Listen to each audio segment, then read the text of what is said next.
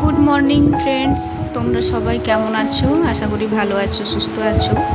আমিও খুবই ভালো আছি। আজকে আবারও একটি নতুন ব্লগে তোমাদের সবাইকে স্বাগত জানাচ্ছি। আই হোপ ব্লগটি ভালো লাগবে।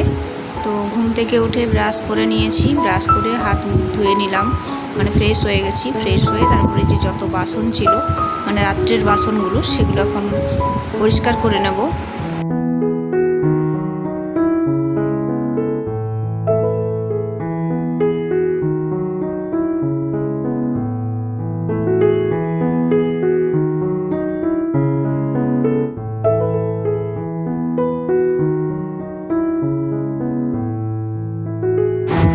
আর এখন ঘড়ির কাঁটায় বাজে ওই সকাল 7টা মতো।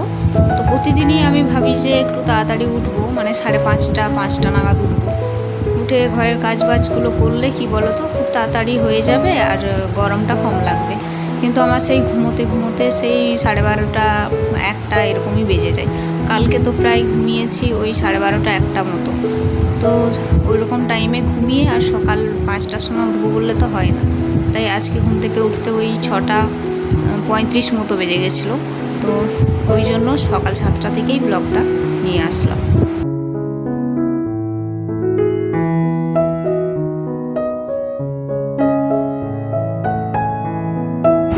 তারপরে এই যে গ্যাসটা খুব ভালো করে মুছে নিচ্ছি, কারণ এই গ্যাসের এখানে আবার রান্নাবান্না শুরু করতে হবে। তো তার আগে গ্যাসটা মুছে নিলে ভালো লাগে, কারণ রাত্রেবেলায় হয়তো অনেক পোকামাকড় চলেছে।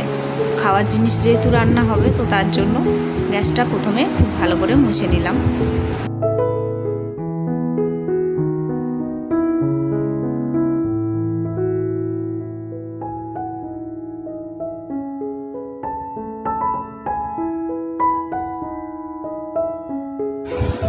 তারপরে এই যে চা করে নিচ্ছি। সকালবেলায় একটু মানে ঘুম থেকে উঠে না চা খেলে মনে হয় না ঘুমটা ভাঙছে, মানে একটু কীরকম লাগে, মানে অলসে ভাব লাগে। তো তার জন্য ভাবলাম একটু চা খেয়েই নিই। তো দুধ চা করে নিচ্ছি আর এদিকে বিস্কিট, ব্যাস চা বিস্কিট খেয়ে ঘরের কাজে আসবো। তো আজকে আমি ব্লগটা দেখাবো ঘুম থেকে উঠে আর রান্নাবান্নার আগে পর্যন্ত আমাকে কি কি কাজ করতে হয়।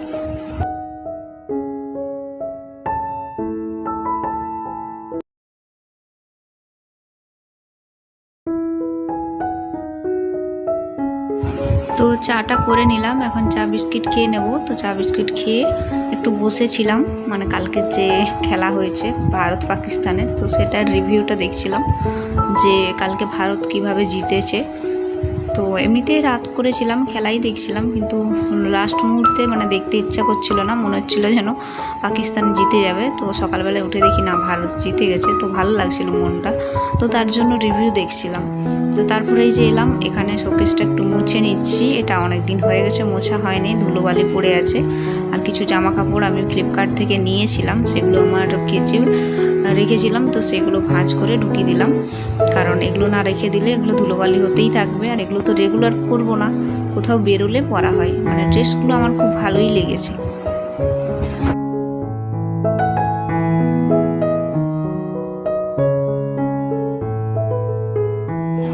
আর এই যে বালতিগুলো দেখছো, এর ভেতরে কিন্তু রেগুলার যে ইউজ করা যে ড্রেসগুলো, সেগুলো আমার রাখা আছে।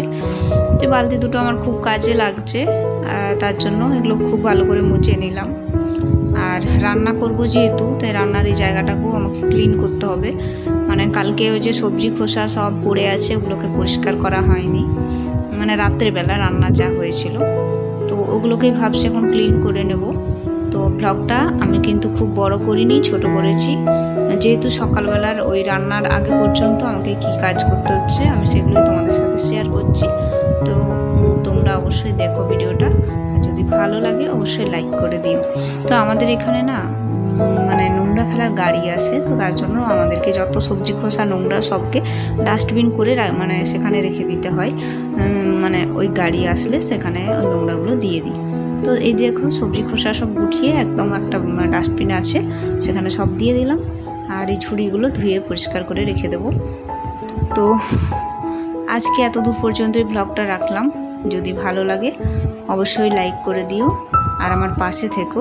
আমার চ্যানেলটা নতুন শুরু করেছি, আর আমি কন্টিনিউয়াসলি এখানে আমার ডেলি ভিডিও মানে ব্লগ ভিডিও দেওয়ার চেষ্টা করি। তোমাদেরকে আমার ডেলি রুটিনটা শেয়ার করার চেষ্টা করি। আশা করি তোমাদের ভিডিওগুলো ভালো লাগবে। তোমরা একটু মন দিয়ে দেখো, দেখবে ভালো লাগবে। আর আমি তো সেরকম বড় কোনো ইউটিউবার নয় যে বিশাল আমার পরিচয়, তো আমি চেষ্টা করছি ইউটিউবে নিজের পরিচয়টা নিয়ে আনতে। তো অবশ্যই পাশে থেকো তোমরা।